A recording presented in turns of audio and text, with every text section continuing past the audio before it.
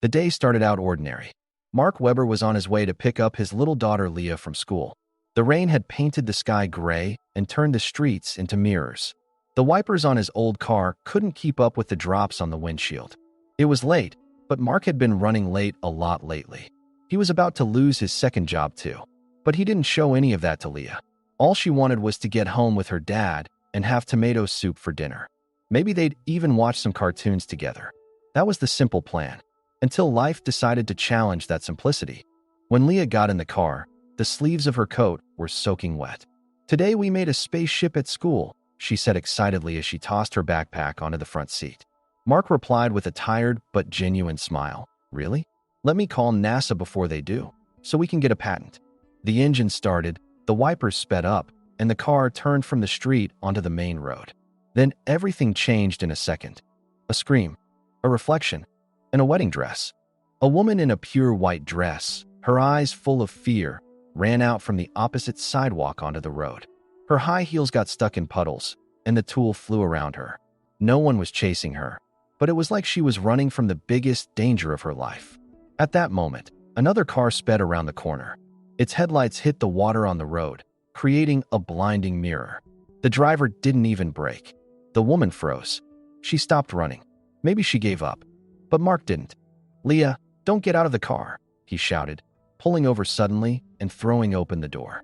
He only had slippery sneakers on, but he ran without thinking. Almost slipping on the wet asphalt, he lunged toward the woman. She turned to him at the last second. Their eyes met. And Mark, not out of reflex but instinct, grabbed her in his arms and pushed her to the side. In that moment, all the sounds in the world stopped. Only the echo of the crash and the shout of heartbeats remained. The car missed them by centimeters as it passed, and Mark and the woman fell to the ground. Her head hit his chest, cutting off her breath. Her eyes were closed, but she was still alive. Mark's arms held her trembling body in the rain. They stayed still for a few seconds on the wet ground and mud. Then the woman opened her eyes. They looked like they were caught in the middle of a storm. The mascara mixed with rain ran down her cheek. She whispered just one word. "Why?" Mark, out of breath, answered, "Because I was there." Leah was looking out from the car window, her eyes wide, lips trembling. "Dad," she called. Mark looked into the woman's eyes on the ground. He didn't know her, didn't know where she came from or why she was running. But the only thing he knew in that moment was this: the woman shouldn't be alone anymore. He helped her up. Her wedding dress was torn, her shoes were gone. She was shaking. "Can I take you somewhere?" Mark asked, his voice almost a whisper. The woman nodded, but her eyes still scanned the surroundings, like she was afraid someone was looking for her. "What's your name?" Mark asked. The woman was silent for a few seconds. Then she looked down and said, "Anna." Mark didn't care if that was her real name. He just nodded. "Okay, Anna. Come on. Let's get you and this muddy story warmed up a bit." 15 minutes later, the three of them were in Mark's humble home. Leah quietly sat on the couch in the living room. Mark gave Anna a dry towel and one of his old sweaters. When the woman came out of the bathroom, the chaos on her had turned into a kind of fragility. The children's drawings on the walls, the worn wooden floor full of cracks, and a pair of socks drying on a secondhand couch. None of it belonged to her, but somehow she was holding on here. Mark handed her a cup of hot tea. "No one's going to ask you anything," he said. "But you're safe here." Anna took the tea in her hands. She didn't say anything for a while. Then she looked back at Mark. As the rain kept hitting the windows, she whispered one sentence. "I think this is the first time I really want to believe a sentence like that." And in that moment, neither Mark nor Anna knew that the crash that day wasn't just a moment in their lives. It was a beginning, but the past would move slowly if it wanted to stop chasing them. Morning came with a restless feeling left over from the night before. The rain had stopped, but the fog clinging to the windows reminded Mark that the outside world was still distant and unclear. In the kitchen, he was cooking eggs in his old pan while brewing coffee on low heat. Everything looked normal, but what happened last night kept replaying in his mind. Anna was still there. The bathroom light was on, and that was a reality that didn't belong to him. Leah was sitting at the table, lost in the pictures of a science magazine she pulled from her bag. But every now and then, she glanced at her dad like she was about to ask something, biting her lip nervously. Mark knew that look well. It carried a silent but ready to explode why. But before she could speak, The bathroom door slowly opened. Anna appeared, wearing one of Mark's old sweaters, her hair towel-dried. She stepped barefoot cautiously on the floor, looking around the house as if seeing it for the first time. Her eyes were tired, but there was something odd in her gaze, a kind of alertness, a defense shield built by habit. Mark handed her a coffee. "Sugar or black?" he asked.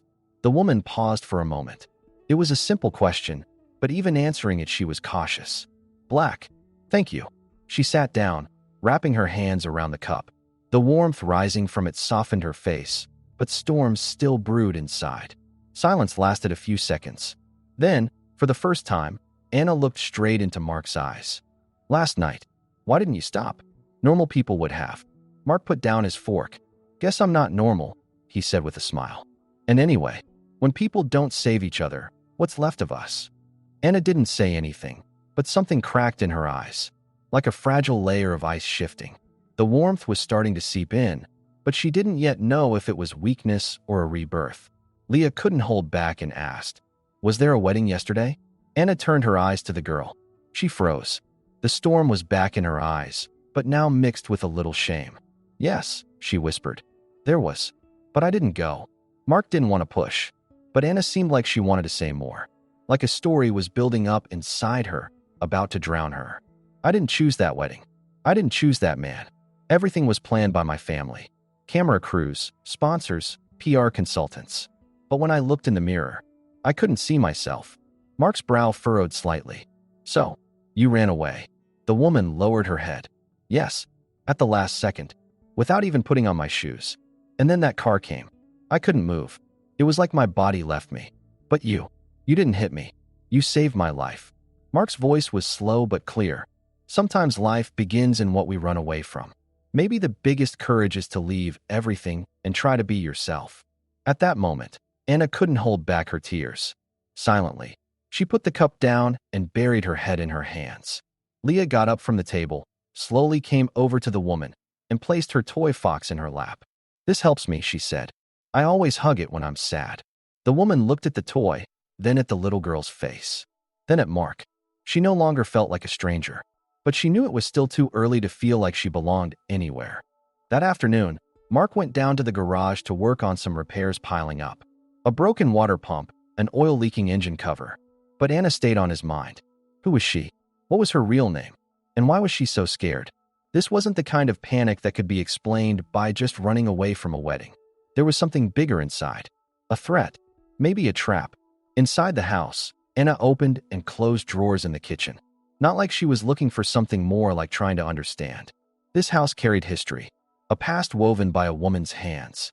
Lee's drawings, faded fridge magnets. They were all real. And in the world Anna fled, reality was only in the display window. When evening came, Mark handed her a blanket. "You can sleep on the couch if you want. I guess you don't want to share a room with Leah," he said, half joking, half serious. Anna smiled faintly. "Thank you," she said, but her eyes were still cautious. "I'll leave tomorrow morning. I don't want to bother you anymore." Mark shook his head. "No one's bothered here. But if you don't know where you're going, staying is better than feeling lost." The woman paused for a moment, then took the blanket.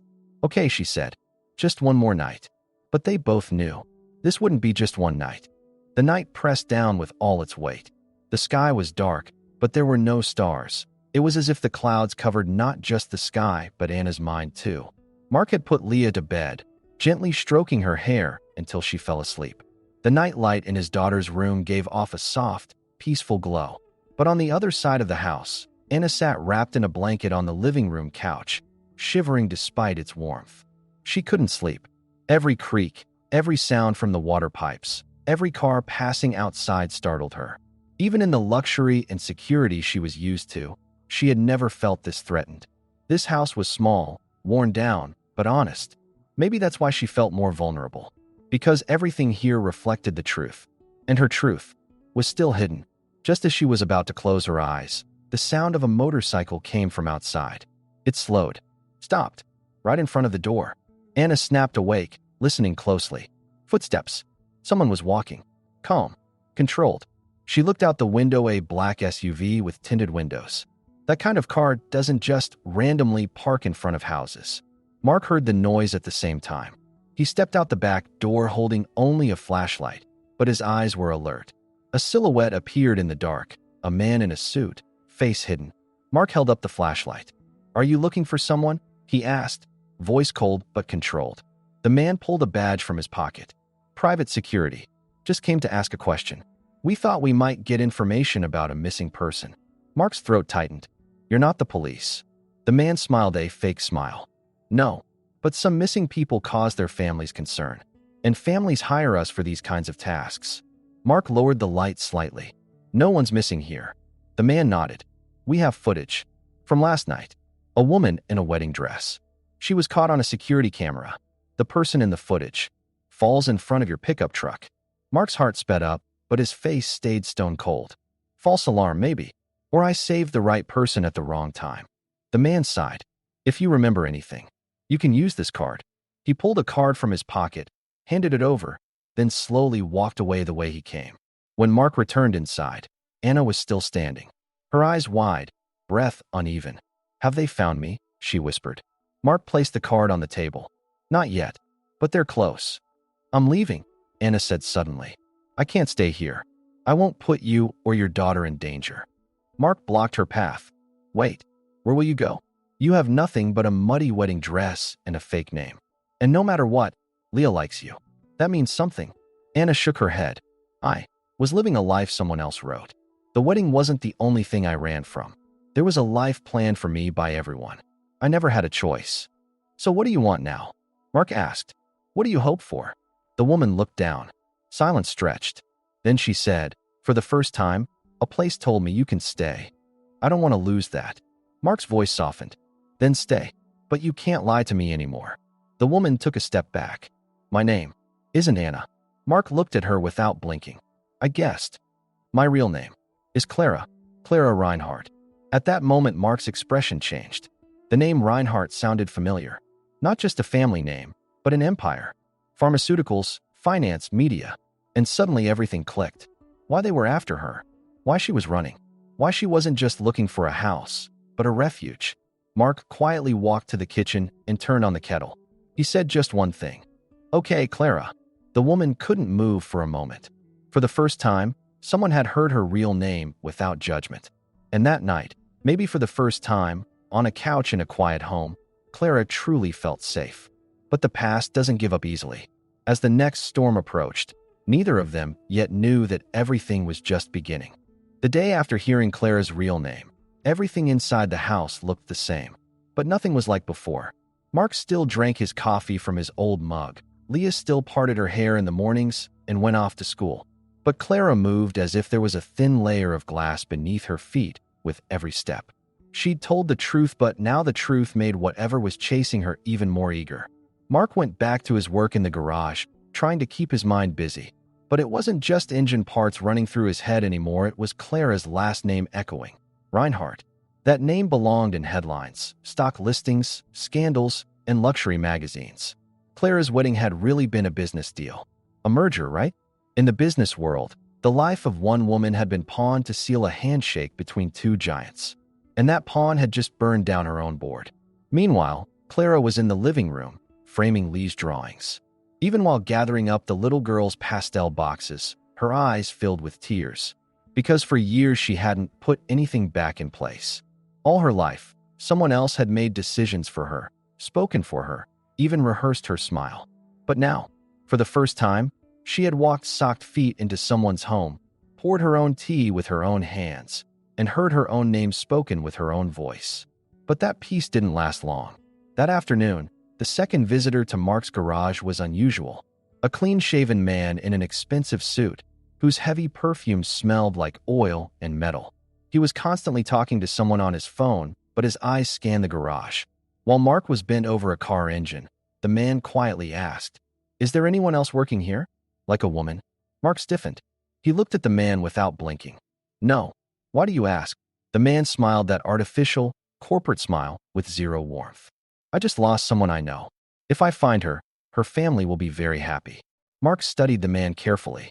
He noticed a card peeking from the inner pocket of his jacket, the Reinhardt Foundation. They even corporatized the family name. Mark took a step back. "No one you know is here." The man paused. then smirked again. Then I won't bother you. But the small metal device he dropped on the ground as he left caught Mark's attention, a tiny, almost invisible sound recorder. And when Mark noticed it, he knew. This wasn't just a visit, it was surveillance starting. That same night, while Clara was pouring tea in the kitchen, Mark told her what had happened. Her hand trembled. Don't give up, she said in a hoarse voice. I'm not just a girl, Mark. I'm a project, an investment. And when an investment goes missing, it's meant to be retrieved. By force if needed.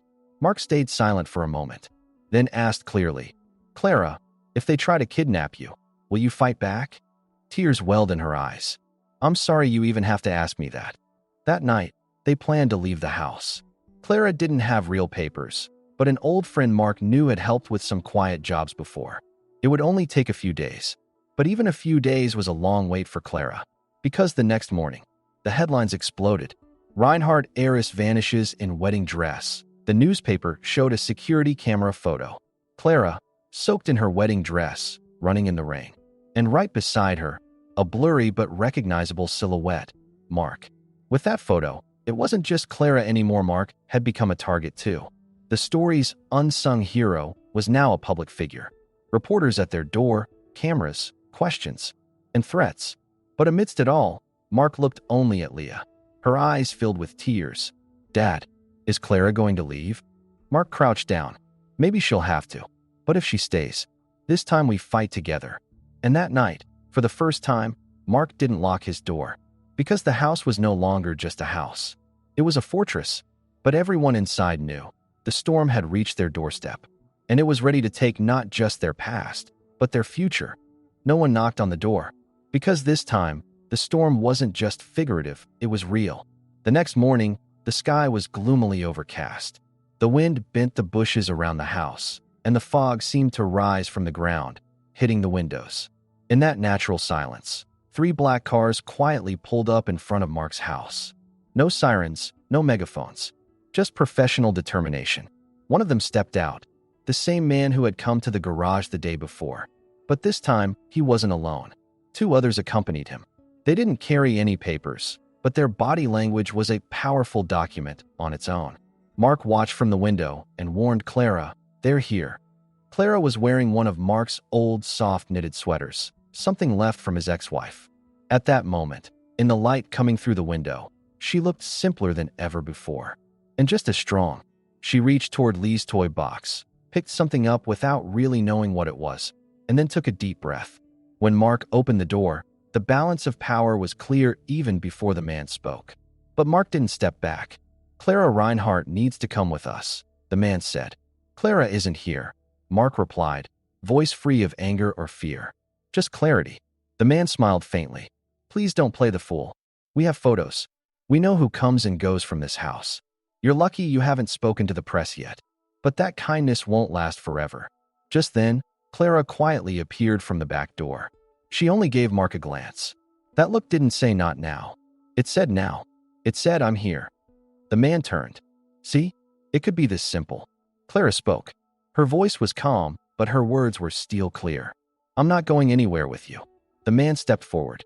Look, Clara, this is a big deal for your family. Didn't you get the call from your father? This escape could make you look weak in the public eye. We can still fix it for the press. I'm not weak, Clara said. I just don't want to be someone else anymore. You're an heiress, a figurehead. That comes with responsibilities. No, I'm a person, and I want my life back. The man got angry. The polite mask was gone. This romantic escape story will end. Today or tomorrow. Someone else could take your place. But reputation is hard to fix. And this escape damages the family fortune. If the stock price drops tomorrow, you won't be the only one paying, the whole board will. Meanwhile, Leah was silently watching outside from behind the curtain. Clara noticed her out of the corner of her eye, took a deep breath, then turned to Mark. Where do I belong? She asked. Mark thought for a moment. That's your decision, he said. But if you're asking me, you don't need permission to be here. Clara smiled, then looked back at the man. Go, she said. I don't know what tomorrow brings. But today I stay. Today belongs to me. The man stared a few seconds longer, then turned and walked away. This is a mistake, he whispered. You're losing in front of everyone. Clara took a step forward. Sometimes losing is being free. The cars left quietly. The storm hadn't passed, but at least it hadn't come through the door. That night the house was quiet. But this time the silence wasn't from fear, it was peace after a decision. Clara sat at the table with Leah, looking at the little girl's drawings in her notebook. "This is our family tree," Leah said. "Look, that's you. Your arms are a bit long, but I made them that way so you can run faster." When Clara looked at that notebook, when she stretched out her arms, she realized she was someone who embraces, not runs away. And maybe that was the truest portrait she had ever painted of her life. Mark watched them while making tea in the kitchen. Clara's eyes met his for a moment. And with just one look, it was like she said yes to thousands of unanswered questions. "I'm not running anymore," Clara said quietly. "And if this world doesn't accept me as I am, I will build my own." Mark approached and set the tea down in front of her. "Then you're in the best place to start." A week passed. No doors knocked. No cars turned up. Headlines shifted to other scandals. But at Mark's house, everything grew deeper roots. Clara had started making breakfast with Leah in the mornings. She overcooked the eggs, still didn't trust the toaster, but never missed turning on the little radio in the kitchen corner every day. To Mark, that radio noise was the sign Clara had quietly begun living her life instead of just staying silent. One day when Leah came home from school, she pulled a crumpled envelope from her pocket. Inside was a folded piece of paper, like a postcard. Written on it in pink felt-tip pen was, "This house needs a name. Because here we don't just live, we heal." I named it Grace. Because even if not everything is forgiven, healing is possible. Mark and Clara stood quietly before that note for a long time. Then they looked into each other's eyes. The house had evolved. It was no longer just a refuge, it had become a center, a turning point. And now it was time for Clara's next move. That evening, Mark sat on the porch with his old coffee mug when Clara came over. She held a small black box, like a jewelry box, but inside was not an engagement ring, but a closure. She handed the box to Mark. "This ring has been claimed as mine for years, but I never chose it. It became a chain around my neck. Now I want to bury it. Really bury it." Mark took the box and stood up. "You won't do this alone." Together, they dug in the soil behind the garden. Leah took a small toy shovel in her hands and joined in. Before placing the box in the ground, Clara closed her eyes. "Goodbye to everything that didn't accept me as I am." Then they covered it with soil. And at that moment, not just a ring was buried. The weight of a last name, an expectation, a fake identity was left there too. The next day, a small but quiet miracle happened. The seed Leah had planted for Clara, hoping maybe something will grow, had sprouted. A tiny green head emerged from the soil, turned toward the sky. Clara couldn't hold back her tears. Mark put a hand on her shoulder. Sometimes life just wants a little sun and to be patient. That same day, Mark opened the new sign plan for the garage. It read, "Weber and Reinhardt Auto Repair," and below in smaller letters, "Built on trust." Clara stayed quiet at first. Then she turned her head toward Mark. "I didn't want that name back." "You changed what that name means," Mark said. "Now what it stands for is up to you." That weekend, they went to the town festival. Mark's truck carried a giant tray of cookies with Leah in the back seat. Clara wore a simple blue denim jacket, her hair loosely tied back. No one recognized her. But for the first time, that didn't bother her. Because she wanted to be loved, not recognized. And that difference was rebirth. On a small stage at the festival, Leah read a poem she'd written at school, holding a piece of paper.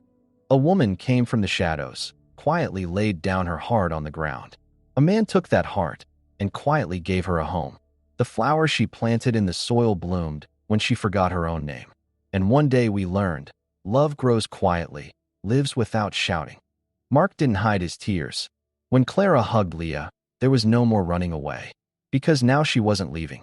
Because that place, that was her home. Months passed. The tree in the garden grew. Garage work got busy. Clara learned bookkeeping. Leah said to Clara, "You're like my grown-up self."